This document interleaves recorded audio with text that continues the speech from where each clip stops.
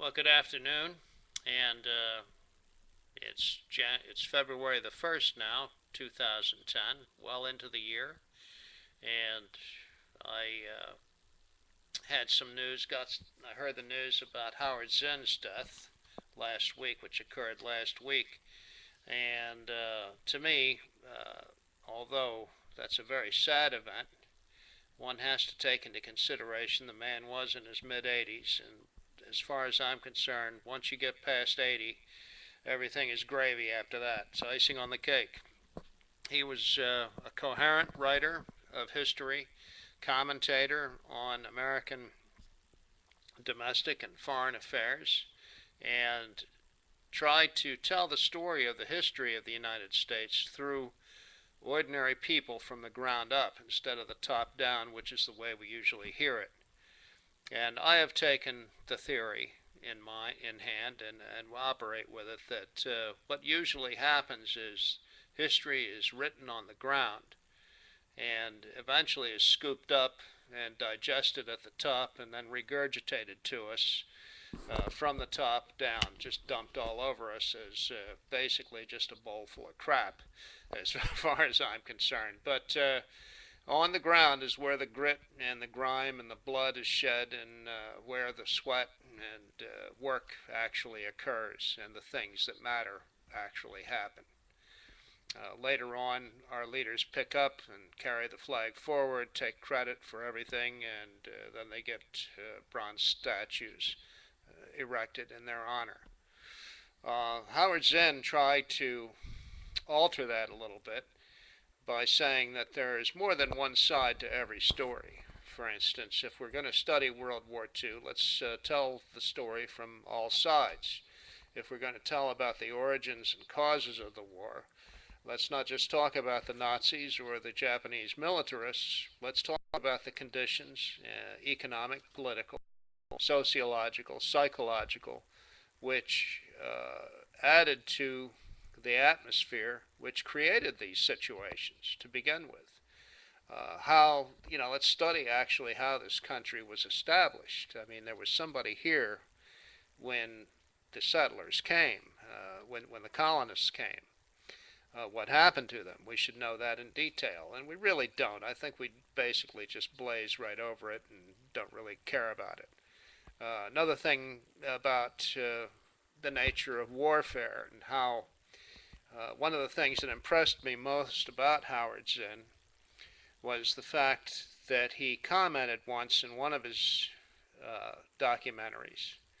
At the end, they had these special features, and I always watch them especially when it deals with Howard Zinn or Noam Chomsky or some other historical subject, for instance, that's on DVD, to get a little bit more expanded view of the main subject matter. And Howard Zinn once commented that uh, people do not naturally want to murder each other or kill each other. They just don't naturally want to do it.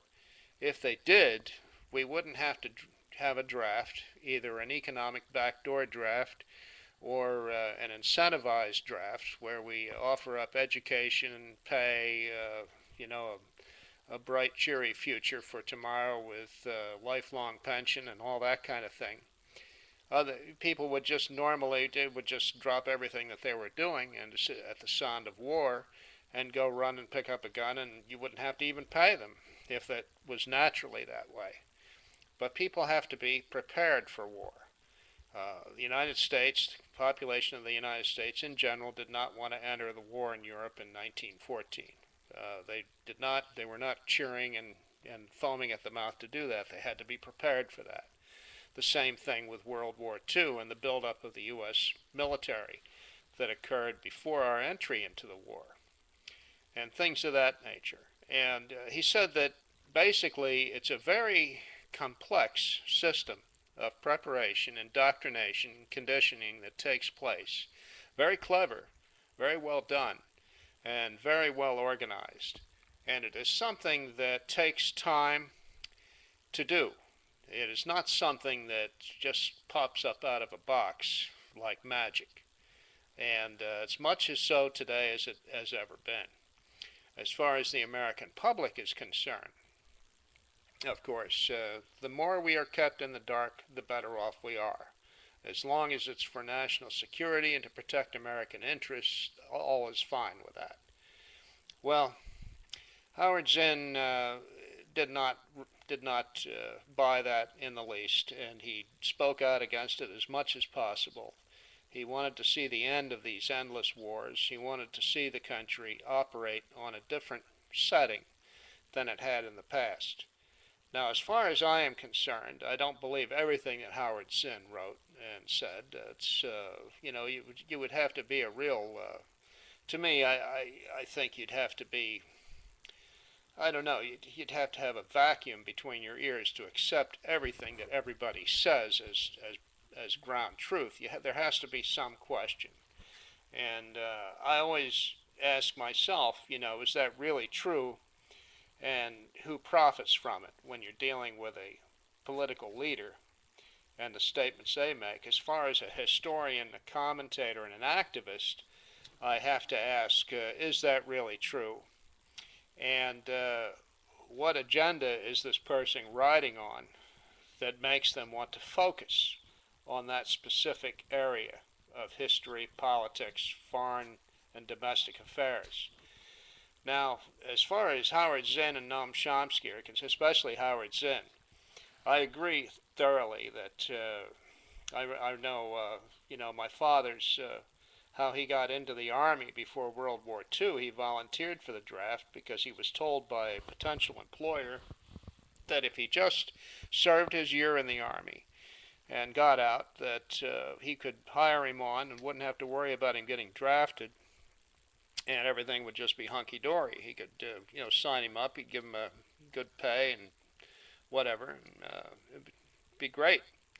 So my father joined the Army, but after he volunteered for the draft, he was called up in May of 1941, and eventually served in World War II. And at that time, see, it was the one-year draft in May of 41.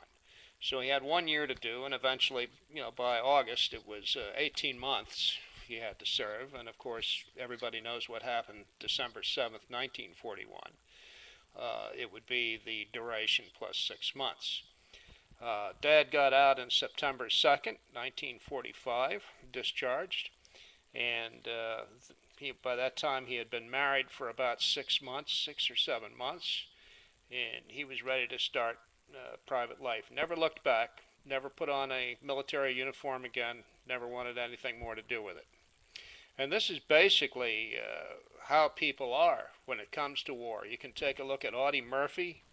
You can take a look at other war heroes as well. The vast majority of them, once the war is over, they go back to civilian life and they never look back at the uniform again. With some exceptions, of course. And that's a subject of another video. But I just wanted to say that, and I wanted to say that I'm sad about Howard Zinn dying. I see how old he was. He lived a long, productive, and influential life, and had something important to say that I think is worth listening to and thinking about. Because we all have a place in the history of this country, and we can